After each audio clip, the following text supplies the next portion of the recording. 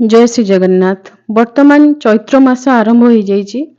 चैत्र मासरे आमर ऋतु परिवर्तन हुए। ठीक शीत ऋतु पर आमर खरा आरंभ हो जाए। जिते ऋतु परिवर्तन हुए से माँकर नवरात्र पूजा करा जाय थाए। चैत्र मासरे चैत्र नवरात्र जहाँकि प्राकट्य नवरात्र। गुप्त नवरात्र दुईटी, प्राकट्य दुईटी। आमर आश्विन नवरात्र एवं चैत्र नवरात्र ये दुईटी होची प्राकट्य। तेणु यही दुईटी नवरात्र को गृहस्थ माने करिथांती। चैत्र मासरे माँकर जो नवरात्र पूजा करा जाय थाए ताकू मधु नवरात्र मध्य कहा जाए। माँ बहुत खुशी थांती, प्रीत थांती। चैत्र मासर प्रत्येक मंगलवार रे माँ मंगल चंडींकर उपासना करा जाय थाए। आमर काकटपुर रे माँ मंगला विराजमान करचंदी। अष्टचंडी मध्ये ओडिशार विभिन्न स्थान रे पूजा पाउचंदी। जेते सब देवींकर पीठ रही समस्त पीठ चलचंचल हो उठती। माँकर शक्ति जाग्रत अवस्था रही थाए यही चैत्र मासरे। जो समय को आमर पार्वण समय कहा जाय थाए। माँकर मधु पार्वण चली थाए चैत्र मासरे। मधु पार्वण, मधु कहले मधुमास, मधुमासर पार्वण, तेणु मधु पार्वण। एही मधुमासरे, मधु नवरात्र रे, मधु पार्वण रे, चैत्र मासर प्रत्येक मंगलवार रे मंगल चंडींकर उपासना आपण करिवे। केवल काकटपुर माँ मंगला नुहंती, जेते सब देवींकर पीठ रही। अष्टचंडी हुंतु, आपणक ग्राम रे जो ग्राम देवती मध्य रहिचंती से मध्य माँ। माँकर विभिन्न रूप। चंडी को आपण विभिन्न रूप रे विभिन्न स्थान रे पाइबे। चंडी शब्दर अर्थ कोनोसी खराब नुहे। चंडी शब्दर अर्थ हेउची जे सक्षम, जहाँको पाखरे सामर्थ्य अछि, से हेउचंती चंडिका। तेणु यही चंडिकांकर उपासना यही चैत्र मासरे मंगलवार रे समस्ते करि परिबे। नारी पुरुष उभय, विवाहित अविवाहित, छोट छुआ हुंतु, वयस्क हुंतु, केही भी हुंतु, माँ समस्तंकर माँ।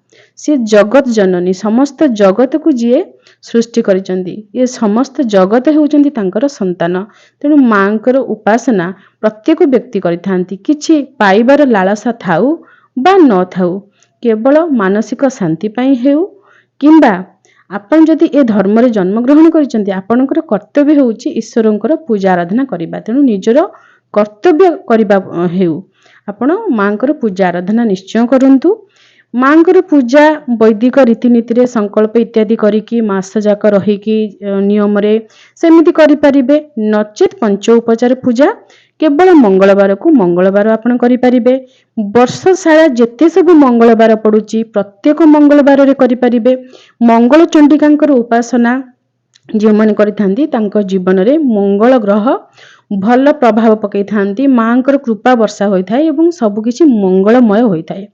केवल निज जीवन पाई नुहे, समाज पाई मध्य आमी चिंता करिबा एवं माँकर आराधना करिबा। चारि पाली पड़ुची आमर ए वर्ष मंगलवार। मार्च 10 तारिख मंगलवार रहिछि। पंजिकारु आमे आपन देखै देइछु, देखंतु। मार्च 17 तारिख रहउछि आ गुटे द्वितीय पाली। मार्च 24 तारिख रहउछि आमर तृतीय पाली एवं मार्च 31 तारिख रहउछि आमर चतुर्थ पाली।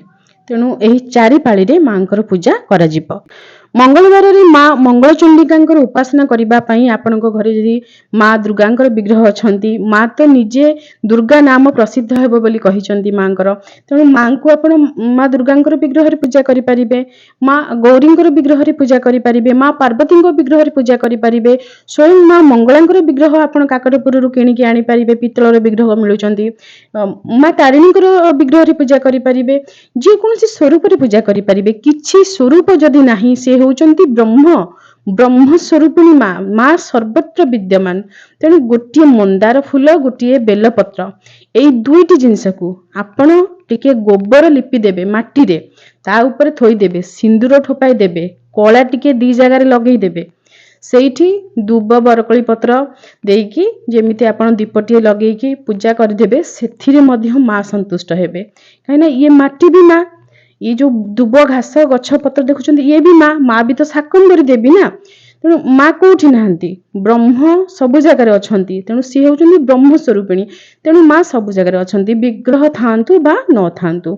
खाली जदि आपण कोठी हॉस्टेल रे रहउचंती, हॉस्पिटल रे फसी जाइचंती, कोठी भी आपण अछंती, किछि सुविधा नाही, आपण स्नान भी करि पारु नाहंती, से दिन एते असुविधा रे अछंती, आपण माटी टिके तळु आनिबे, मथारे लगेई देबे, जाहाकु मृत्तिका स्नान कहा जाय थाए, भस्म स्नान कहा जाय थाए। सेमिति भी स्नान आम धर्म रे रही देह सारा बोली हो पड़ा माटी सी भी गोटे प्रकार स्नान भस्म बोली हो पड़ा भी गोटे प्रकार स्नान किछि नहीं मथा धोईदेले भी गोटे प्रकार स्नान तेणु आपण कोठी भी को अवस्था थांतु मांकर उपासना करें माँ को माँ मंगल चंडी के कहीकि प्रणाम करंतु माँ दुर्गे दुर्गति नाशिनी कहीकि प्रणाम करंतु माँ तारिणी कहतु तारा तारिणी कहतु माँ मंगला कहतु जहाँ आपणकर पार्टी को आसूची माँ जो ना मन पड़ुची सबु ना रे जो ना रे आपण डाकिबे माँ आपण ऊपर कृपा रखिबे मातृ कृपा बिना केही केबे भी कौनसी जगह जीत पाई नाही तेणु माँ आशीर्वाद भगवान मध्य लोड़ीचंती तेणु माँ को कौनसी प्रकार आपण कौनसी शब्द रे हेउ बा कौनसी कार्य रे हेउ केबे अपमानित करबा चेष्टा करिवेनी विदेशी संस्था इस्कन ने जोग देथिबा किछि भारतीय बा ओडिया लोक हुंतु बा सेमानकर जो माने प्रचार प्रसार करंती से माने सब बेले मांकर निंदा करिसंती मां को अपमानित करिसंती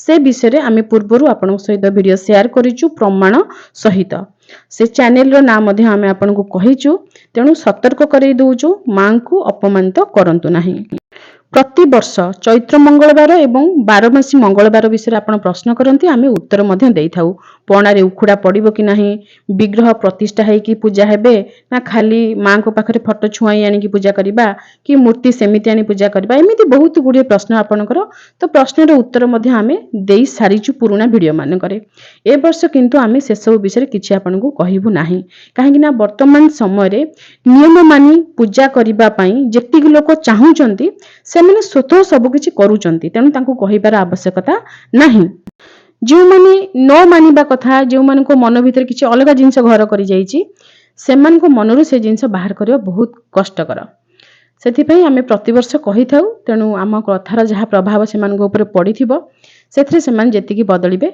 बहुत माने बड़ कथा ए वर्ष आमे आपन को एतिकी कथा कहिबु आपन जेतेबेले देवींकर पूजा आराधना करूचंती सब बेले मन रखि थांतु ए संसार रो अंश आपण ये जो सृष्टि आपण देखुचंती से सृष्टि रो गोटे अंश आपण जदि ये सृष्टि पूरा भल रहिबो ठीक रहिबो ताहले आपण भी ठीक रहिबे तेणु मां को पूजा आराधना करिबा बेले ए संसार रो मंगल हेउ बोली आपण मां को पाखरे प्रार्थना करिबे ए संसार रे जेते लोक भूल करूचंती सब पई आपण क्षमा मागिबे ताहले जाइकी आपण जो पूजाटी करूचंती ताहा निस्वार्थपर पूजा हेबो एही निस्वार्थपर पूजा एवं भल पाइबा द्वारा देवतांकर शक्ति जागृत होई थाए स्वार्थपर भावना रे देवतांकर शक्ति केबे भी जागृत होई न थाए आपण माने सोशल मीडिया रे बहुत गुडी न्यूज देखुचंती आपण माने निश्चय जानिथिबे होली दिन गुटी हिंदू झियो छोट झियोटे ता हातरो रंग पड़ीगला जने मुस्लिम महिलांक उपरे सेई कथारू झगड़ा बचसा हेकी जने हिंदू पिला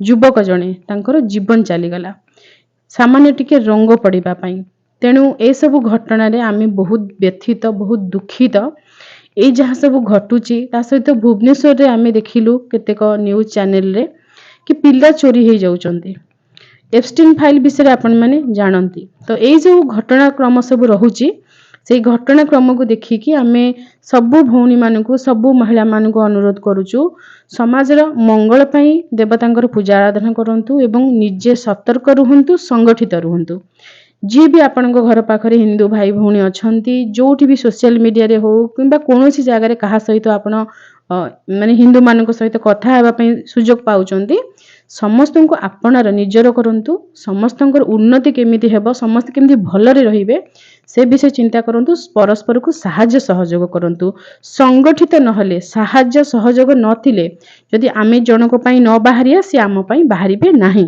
सेमिति यदि न हेबो ताहले एमिति जनक परे जणे सबु हिंदू समूले ध्वंस पाई जिवे तेणु वर्तमान समय आसीची संगठित हेबा पई एवं मांकर जो शक्ति रही से शक्ति को निज भीतर अनुभव करंतु जणे नारी ही समाज को गठन करि थाए समाज को भल दिगरे नहीं पारे मंद दिगरे मध्य नहीं पारे काहेकि ना सेई नारीर शरीररू सृष्टि होइथिबा संतान को से सुशिक्षा देकी समाजर भल दिगरे प्रेरण करे निज स्वामी को सुशिक्षा देकी समाजर मंगल विधान पई पठाए एवं निजे मध्य जो 5 जन महिला सहित मिसे तांकु सुशिक्षा देबा द्वारा सेमाने तुंड बाइद सहस्र कोश भली सी भी समस्त को सुशिक्षा दे थांदी तेणु वर्तमान जो समय रे आमे गति करूचे समाज जो भली कलुषित अवस्था रे ଯେଉଁଭଳି ଭାବରେ ଆମ ମାନଙ୍କ ଉପରକୁ ବିପଦ ଘନେଇ ଆସୁଛି, ଆମେ କେମିତି ସଂଗଠିତ ହେବା, କେମିତି ଦେବାଦେବୀଙ୍କ ପୂଜା ଦ୍ୱାରା ଆମେ ଏକାଠି ହେବା।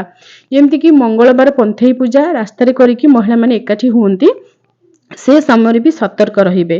ଆପଣଙ୍କ ଘର ପାଖରେ ହୁଏତ କେହି ଅଣହିନ୍ଦୁ ଥିବେ, ତ ସେ କଥାରୁ ଝଗଡ଼ା ବଢ଼ିକି ଜୀବନ ଚାଲି ଯାଇପାରେ। ତେଣୁ ଆମେ ପ୍ରଥମେ ଆପଣଙ୍କୁ କହିବୁ ଆପଣ ସତର୍କ ଏବଂ ସଂଗଠିତ ହେବେ। ପୂଜା ବିଧି ଆମେ ଆପଣଙ୍କୁ ବହୁତ ଥର କହିଛୁ, ଆପଣମାନେ ପୁରୁଣା ଭିଡ଼ିଓ ଦେଖିଲେ ମଧ୍ୟ ଜାଣିପାରିବେ। ମାଙ୍କ ପାଇଁ ଦୀପଟିଏ ବସାନ୍ତୁ, ଦିନ ସାରା ବସାନ୍ତୁ, 1 ଘଣ୍ଟା ପାଇଁ ବସାନ୍ତୁ, ଅଧଘଣ୍ଟେ ପାଇଁ ବସାନ୍ତୁ। ଦୀପ ସହିତ ଝୁଣା ଗୁଗୁଳର ଧୂପ ମାଙ୍କୁ ଅତ୍ୟନ୍ତ ପ୍ରିୟ। ବାସ୍ ଏତିକି ଜିନିଷରେ ମାଙ୍କର ପୂଜା ହେଇଯିବ। ମନ୍ଦାର, ବେଲପତ୍ର, এই 2ଟି ଜିନିଷ କଞ୍ଚା ପତ୍ରରେ, ଦୁବ ବରକୋଳି ପତ୍ର ମିଳିଲେ ମିଳିଲା, ନହେଲେ ନାହିଁ। ଅରୁଆ ଚାଉଳ, ହଳଦୀ ଟିକେ ଗୋଳା ହେବ, ମାଙ୍କୁ ପ୍ରିୟ। ହଳଦୀ ଗୁଣ୍ଡ ମା ମଥାରେ ଲଗାନ୍ତି, ରକ୍ତ ଚନ୍ଦନ ଲଗାନ୍ତି, ସିନ୍ଦୁର ଲଗାନ୍ତି। ଆପଣଙ୍କ ପାଖରେ ଯାହା ଥିବ ଲଗେଇଦେବେ, ସିନ୍ଦୁର ଲଗେଇ ଦେଇପାରିବେ ଯଦି କିଛି ନାହିଁ। ଏତିକି ଜିନିଷ, ବାକି ଆପଣ ସଂକଳ୍ପ କରନ୍ତୁ ବା ନ କରନ୍ତୁ। ସଂକଳ୍ପ କରିବାକୁ ମାନେ ବହୁତ ଲୋକ ଜାଣିନାହାନ୍ତି, ଆଉ ଯେଉଁମାନେ ବି ଜାଣୁଛନ୍ତି ତାଙ୍କୁ କୁହାଯାଉଛି, କିଛି ଲୋକଙ୍କୁ ସେଇଟା ଖରାପ ଲାଗୁଛି। ଆମେ ଦେଖିଛୁ କମେଣ୍ଟରେ ବହୁତ ଲୋକ ଲେଖନ୍ତି ଖାଲି ସବୁ କଥାରେ ସଂକଳ୍ପ ସଂକଳ୍ପ ଆପଣ କହୁଛନ୍ତି। ତେଣୁ ବୈଦିକ ରୀତିନୀତି ବିଧି ବିଧାନକୁ ବର୍ତ୍ତମାନ କଳି ଯୁଗରେ ଲୋକମାନେ ଘୃଣା କରିବେ। ତେଣୁ ଆମେ ସଂକଳ୍ପ ବିଷୟରେ କହିବୁ ନାହିଁ। ଯିଏ କରିବା କଥା ସେ ନିଶ୍ଚୟ କରିବେ। ଆମେ ଏତିକି ଜିନିଷ ଜାଣିଛୁ, ନିୟମ ପାଳନ କରିବା ପାଇଁ ଯାହାର ଇଚ୍ଛା ଥିବ ସେ ପଚାରିକି ନିୟମ ବୁଝିକି ପାଳନ କରିବ। ତେଣୁ ଆମେ କାହିଁକି ଜବରଦସ୍ତି ତାଙ୍କୁ କହିବା ପାଳନ କରନ୍ତୁ କରନ୍ତୁ କରନ୍ତୁ। ତେଣୁ ଯାହାଙ୍କର କରିବା କଥା ସିଏ ନିଶ୍ଚୟ ଏଠି ୟୁଟ୍ୟୁବରେ ନ ବୁଝିପାରିଲେ ପୁଣି ଇନଷ୍ଟାଗ୍ରାମରେ ପଚାରିବେ, ଦିଦି ଆମେ ସଂକଳ୍ପ କରିବୁ, ଏମିତି କରିବୁ, ଏଇ ବାକ୍ୟଟା କହିବୁ, ଏମିତି। ତେଣୁ ସେତେବେଳେ ଆମକୁ ଭଲ ଲାଗିବ। ତେଣୁ ପିଲା ପ୍ରଥମେ ପାଠ ପଚାରିବା ଦରକାର। ପାଠ ପଚାରିଲେ ତାପରେ ସାର୍ କହିବେ କି ହଁ ଭଲସେ ବୁଝେଇଦେବେ। ତେଣୁ ସେଇଭଳି ଇଏରେ ଆମେ ଆପଣଙ୍କୁ ସଂକଳ୍ପ କଥା କହୁନାହୁଁ। ଘରେ ମାଙ୍କର ବିଗ୍ରହ ଅଛନ୍ତି, ଗାଧେଇ ପାଧେଇ ଦେବେ ହଳଦୀ ପାଣିରେ। ଯଦି ସମୟ ନାହିଁ ଛିଞ୍ଚିଦେବେ ହଳଦୀ ପାଣି। ନାଲି ଲୁଗା ପିନ୍ଧାନ୍ତୁ ବା ଯେକୌଣସି ରଙ୍ଗର ବସ୍ତ୍ର ପିନ୍ଧାନ୍ତୁ, କଳା ପିନ୍ଧେଇବେ ନାହିଁ। ଗୃହଦେବୀଙ୍କୁ କଳା ପିନ୍ଧାନ୍ତି ନାହିଁ। ବାକି ବେଲପତ୍ର, ମନ୍ଦାର ଫୁଲ। ଯଦି ମାଙ୍କ ବିଗ୍ରହ ବି ନାହାନ୍ତି, ଆମେ ଆପଣଙ୍କୁ କହୁଛୁ ଗୋଟା ପାନ ଉପରେ ଗୁଆଟେ ରଖିକି। ଚୈତ୍ର ମାସରେ ଦେବୀଙ୍କର ଯେଉଁ ଗଣମାନେ ରହିଲେ, ସେମାନେ ଆମକୁ ଯେଉଁ ମହାମାରୀ ଆସେ ସେଥିରୁ ରକ୍ଷା କରିବେ, ସେଥିପାଇଁ ପାହାଡ଼ା ପଡ଼େ। ପାହାଡ଼ା କହିଲେ କିଛି ବସ୍ତ୍ର, ମନ୍ଦାର, ବେଲପତ୍ର ଏସବୁ ପିଢ଼ା ଉପରେ ରହିବ, ସେସବୁ ଦିଆଯାଇଥାଏ, ନାପିତକୁ ଦିଆଯାଇଥାଏ। ଯେଉଁମାନଙ୍କ ଘରେ ପାହାଡ଼ର ବିଧି ନାହିଁ ସେମାନେ ଟିକେ ପଣା ପ୍ରସ୍ତୁତ କରି ବାହାରେ ଦେଇଦେବେ। ବାହାରେ ଯେଉଁମାନେ ଆମର ରକ୍ଷାକାରୀ ଶକ୍ତି, ସେମାନେ ସେ ପଣାକୁ ପାଇକି ତୃପ୍ତ ହେବେ। କିନ୍ତୁ ସେ ପଣା ଦେବୀଙ୍କ ଉଦ୍ଦେଶ୍ୟରେ ନୁହେଁ, ଏକଥା ଆପଣମାନେ ଧ୍ୟାନ ରଖିବେ। ପଣା କେଉଁମାନେ ଦେବେ? ଯେଉଁମାନେ ଚୈତ୍ର ନବରାତ୍ର କରିବେ ସେମାନେ ପଣା ଦେବେ ନା କେବଳ ମଙ୍ଗଳବାରରେ ପଣା ଦିଆଯିବ? ଚୈତ୍ର ନବରାତ୍ର ଯେଉଁମାନେ କରିବେ, 9 ଦିନ ଯେଉଁ ଘଟ ସ୍ଥାପନା କରିବେ, ସେ ସମୟରେ 9 ଦିନ ଯାକ ସେ ବାହାରେ ପଣା ଦେବେ। ବାକି ଯେଉଁମାନେ ମଙ୍ଗଳବାରରେ ମା ମଙ୍ଗଳଚଣ୍ଡିକାଙ୍କର ଆରାଧନା କରୁଛନ୍ତି, ସେମାନେ ମଧ୍ୟ ମଙ୍ଗଳବାର ଦିନ ବାହାରେ ପଣା ଦେବେ। ଗୋଟିଏ ଗାତରେ ପଣା ଦେଲେ ଚଳିବ। ବାକି ଯେଉଁମାନଙ୍କର ପନ୍ଥେଇ ପୂଜା କରାଯାଉଛି, ପୁରୁଣା ପନ୍ଥେଇ ରହିଛି, ବହୁତ ଲୋକ ଏକାଠି ହେଇକି କରୁଛନ୍ତି, ସେମାନଙ୍କୁ ଆମେ ବର୍ତ୍ତମାନ ଯେଉଁ ସମାଜର ସ୍ଥିତି ରହିଛି ସେହି ଅନୁସାରେ ଆମେ କହିବୁ ସେମାନେ ସେଠି କରନ୍ତୁ। ଯେମିତି ଯାହାର ଇଚ୍ଛା, ଯିଏ ଗୁଆ ବସେଇଲା, ନଡ଼ିଆ ବସେଇଲା, ଯାହା ଯେମିତି କରିବା କଥା କରନ୍ତୁ। ବହୁତ ଲୋକ ଦେବୀଙ୍କର ମୂର୍ତ୍ତି ଫଟୋ ନେଇକି ରାସ୍ତା ମଝିରେ ବସଉଛନ୍ତି, ସେଇଟା କରିବା ଉଚିତ ନୁହେଁ। ଯେଉଁମାନଙ୍କୁ ଉଚିତ ଲାଗୁଛି ସେମାନଙ୍କୁ ଆମେ କହିଲେ ସେମାନଙ୍କୁ ବାଧୁଛି, ଖରାପ ଲାଗୁଛି, ସେମାନଙ୍କୁ ଆମେ କିଛି ବି କହିବୁ ନାହିଁ। ସେମାନେ ତାଙ୍କର ଇଚ୍ଛା ଅନୁସାରେ କରନ୍ତୁ। ବାକି ଅନ୍ୟମାନଙ୍କୁ ଆମେ କହିବୁ ଦେବୀଙ୍କୁ ଆପଣ ସସମ୍ମାନେ ପୂଜା କରିବେ, ଘର ଭିତରେ ପୂଜା କରିବେ। ଦେବୀ ଆପଣଙ୍କର କିଛି କ୍ଷତି କରିବେ ନାହିଁ। ମା ସବୁବେଳେ ମଙ୍ଗଳମୟୀ, ତେଣୁ ସେ ମା ମଙ୍ଗଳା, ମଙ୍ଗଳ ଚଣ୍ଡିକେ। ତେଣୁ ସେତିକି ସାମର୍ଥ୍ୟ ଅଛି ମାଙ୍କର, ସକ୍ଷମ ସିଏ ମଙ୍ଗଳ ବିଧାନ କରିବା ପାଇଁ। ସବୁ ଅମଙ୍ଗଳକୁ ଯେ ମଙ୍ଗଳରେ ମାନେ ପରିବର୍ତ୍ତନ କରିଦିଅନ୍ତି, ସେ ହେଉଛନ୍ତି ମା ମଙ୍ଗଳା। ତେଣୁ ଆପଣଙ୍କର ଅନିଷ୍ଟ ହେବାର ନାହିଁ। ଗୃହରେ ବସେଇବେ ଦେବୀଙ୍କୁ, ସସମ୍ମାନେ ଖଟୁଲିରେ ବସିକି ମା ପୂଜା ପାଇବେ। ଜଗଜ୍ଜନନୀ ସିଏ, ସେଠି ପଞ୍ଚବର୍ଣ୍ଣର ମୁରୁଜ ପଡ଼ିବ, ଧୂପ ଦୀପ ଲାଗିବ, ଝୁଣା ଗୁଗୁଳ ଜଳୁଥିବ, ମନ୍ଦାର ବେଲପତ୍ର ଦେବେ, କଳସ ବସେଇବେ, ହୁଳହୁଳି ଦେଇକି ଆପଣ ମାଙ୍କ ପାଖରେ ଶଙ୍ଖ ଫୁଙ୍କିକି ମୁଣ୍ଡିଆ ମାରିବେ। ଯାହା ପଣା ଟିକେ ଭୋଗ କରିବେ ମାଙ୍କ ପାଖରେ, ସେ ଭୋଗକୁ ପାଇବେ। ସେଥିରୁ କିଛି ପଣା ନେଇ ବାହାରେ ଦେବେ। ଇଏ ହେଉଛି ସରଳ ବିଧି। ବାକି ଆପଣମାନଙ୍କର ନିଜର ସ୍ୱେଚ୍ଛା, ନିଜର ବିଶ୍ୱାସ, ନିଜର ଭରସା, ଯାହା ଯେମିତି ଆପଣଙ୍କର ଇଚ୍ଛା ସେମିତି ଆପଣ କରିବେ। ପ୍ରଥମେ ଆମେ ଏଇ ନ୍ୟୁଜ୍ ଦେଖିଲୁ, ହୋଲିରେ ଏ ପିଲାକୁ ମାରି ଦେଇଛନ୍ତି କେବଳ ରଙ୍ଗ ଟିକେ ପଡ଼ିଯାଇଥିଲା ବୋଲି। ତାପରେ ଆମେ ଆଉ ଗୋଟିଏ ନ୍ୟୁଜ୍ ଦେଖିଲୁ କି ମଣିଷ ମାଂସ ମାନେ ବିରିୟାନୀ ଦୋକାନରେ ଆଉ ଗୋଟିଏ ନ୍ୟୁଜ୍ ଦେଖିଲୁ କି ଭୁବନେଶ୍ୱରରୁ ପିଲାମାନେ ଏମିତି ଚୋରି ହେଇଯାଉଛନ୍ତି ବା ଗାୟବ ହେଇଯାଉଛନ୍ତି। ଏସବୁ ଦେଖିବା ପରେ ଆମର ମାନସିକ ସ୍ଥିତି କିଛି ଭଲ ନଥିଲା। ଆମେ ବି ମଣିଷ, ଆମେ ଖାଲି ମହାପ୍ରଭୁଙ୍କ ମୁହଁ ଖୋଜୁଥିଲୁ। ଯାହା ବି କହିବାର ଅଛି, ମନ ଭିତରେ କୋହ ଅଛି, ତାକୁ ତ କେବଳ ଆମେ ମହାପ୍ରଭୁଙ୍କୁ ହିଁ କହିପାରିବା, ଭଗବାନଙ୍କୁ ହିଁ ନିଜର ଭାବିକି ସବୁ କହିପାରିବା। କୌଣସି ବ୍ୟକ୍ତିଙ୍କ ସହିତ ଆମେ କେବେ ସମ୍ପର୍କ ଯୋଡ଼ି ନଥାଉ। ତାପରେ ବି ଚୈତ୍ର ମଙ୍ଗଳବାର ଯେହେତୁ ଆଗକୁ ରହିଛି, ଆପଣମାନଙ୍କୁ ପଦେ ଅଧେ ନ କହିଲେ ଆପଣମାନେ ବି ଅପେକ୍ଷା କରି ରହିଥିବେ। ତେଣୁ କେତେ ପାଳି ପଡ଼ୁଛି ଆମେ ଆପଣଙ୍କୁ କହିଦେଇଛୁ ଏବଂ ସ୍ୱଳ୍ପରେ ପୂଜାବିଧି ମଧ୍ୟ କହିଛୁ। ନିଜର ଭାରାକ୍ରାନ୍ତ ମନକୁ ଶ୍ରୀହରିଙ୍କ ଚରଣ କମଳରେ ଯେତେବେଳେ ଆମେ ଅର୍ପଣ କରିବା, ସେତେବେଳେ ସେଇ ଶ୍ରୀହରି ହିଁ ଆମ ମନକୁ ହାଲକା କରିପାରିବେ, ଆମକୁ ଆଗକୁ ବଢ଼ିବା ପାଇଁ ଶକ୍ତି ଦେଇପାରିବେ। ଆଶା କରୁଛୁ ଭିଡ଼ିଓ ସାହାଯ୍ୟକାରୀ ହୋଇପାରିବ। ରହୁଛୁ। ଜୟ ଶ୍ରୀ ଜଗନ୍ନାଥ।